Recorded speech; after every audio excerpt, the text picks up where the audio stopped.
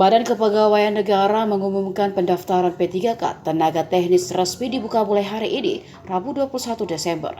Kepala Biro Humas Hukum dan Kerjasama BKN, Satya Pratama mengatakan pendaftaran dibuka mulai 21 Desember hingga 6 Januari 2023.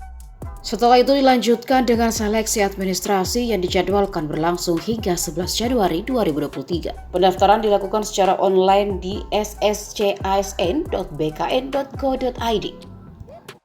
Calon peserta seleksi P3K teknis sudah dapat membuat akun pada portal sebelum pendaftaran dimulai. Adapun pengumuman formasi seleksi P3K dilakukan masing-masing oleh instansi, baik itu kementerian atau lembaga atau pemerintah daerah. Hingga Rabu siang pukul 15.19 berikut daftar 39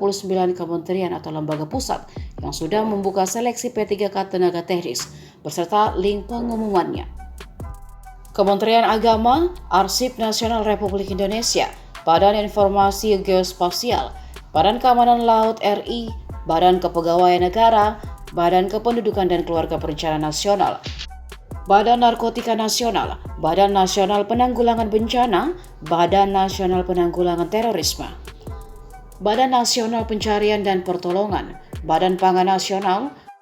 Badan Perlindungan Pekerja Migran Indonesia, Badan Pemeriksa Keuangan, Badan Pengawas Obat dan Makanan, Badan Pengawas Pemilihan Umum, Badan Pengawasan Keuangan dan Pembangunan, Badan Pusat Statistik, Badan Riset dan Inovasi Nasional,